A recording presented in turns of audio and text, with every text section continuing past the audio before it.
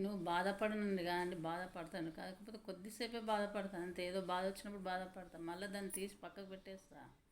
మళ్ళా హ్యాపీగానే ఉంటాను అంతే. ఇంకా ఎవరి ఇంట్లో ఏదన్నా గొడవ అయినా ఏదైనా ఏదో కొద్దిసేపే అంతే. మళ్ళీ అది అటు ఇటు, ఎందుకంటే మనం మేము విడిపోయేటోళ్ళం కాము కదా.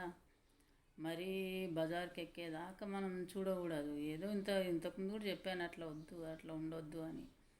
అందుకని మరి ఏం బాధపడాల్సి బాధపడాలి, మళ్ళీ తీసేయాలి అంతే. అది ఊరికే మనసులో పెట్టుకున్నాం అనుకో, దానికి ఇంత ఆ మనసు అనేది ఇదైపోయి మొత్తం ఇంకో లేని రోగాలు వచ్చేస్తుంటాయి. ఊరికే ఇక నిండా ముదురుకొని అలిగి నిండా ముదురుకొని కప్పుకొని పాడుకొని ఉపవాసం ఉండి ఇది చేసినాం అనుకోండి, అవి రోగాలు వచ్చేస్తాయి. అందుకే నాకు ఇక బాధ వచ్చినప్పుడు వస్తే బాధపడతా, తర్వాత తీసేస్తా.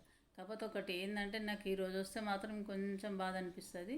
సరే దేవుడి దయ వల్ల నేను వాళ్ళ అసలు వెళ్ళినా అక్కడి నుంచి వచ్చినా మళ్ళీ తిరిగి అక్కడ చూడకూడదు, మళ్ళీ చదువుకొని తెచ్చిన మళ్ళీ ఎట్లొచ్చినామో అట్లా అట్లా వెళ్ళిపోవద్దు, బ్రతికి చూపించాలి నా పిల్లల్ని, నేను బ్రతకాలి. ఎంత కష్టమైనా సరే ఒక పని కాకపోతే ఒక పని చేసుకొని బ్రతికాము, చేసాము, పిల్లల్ని కూడా చదివించాము, అమ్మాయి పెళ్ళి చేసినాం చక్కగా. ఇక ఇంకొకటి ఉన్నది, మా బాబు పెళ్ళి ఒక్కటి అయిపోతే మాత్రం 100% సక్సెస్ అయినా అని అనుకుంటా. తర్వాత దేవుడి పుణ్యాలు అయితే ఇప్పటివరకు అయితే ఏ రోగాలు ఏం లేవు.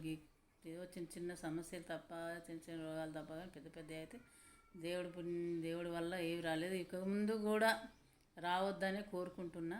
పోతే సడన్గా పోవాలి కానీ మాత్రం ఏ రోగాలు రావద్దని మాత్రం కోరుకుంటున్నా. అదే నేను ఇవాళ కోరుకునేది. ఇంకా రేపు ఎదురైతే దేవుడిని ఏం కోరుకుంటానో, ఇంకా రేపు గుడికి పోయి ఏం మొక్కొస్తాను. ఇంకా నాకు ఉన్నదానిలో ఒకటే సమస్య, ఇంకొకటి మా ఇంట్లో ఇంకొకటి ఫిక్స్ అయిపోయింది అనుకోండి, మా బాబుది. ఇంకా పర్లేదు సరే, ఇంకా ఇక తర్వాత విషయం. ఇక వాళ్ళ లైఫ్ వాళ్ళది, మా లైఫ్ మాది.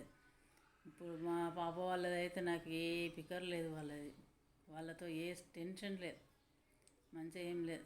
బాబుది ఒకటి మంచిగా అయిందనుకోండి, చాలు. నా ఈ జీవితానికి ఇది, లైఫ్కి, నా జీవితానికి ఇది చాలానే కోరుకుంటున్నా.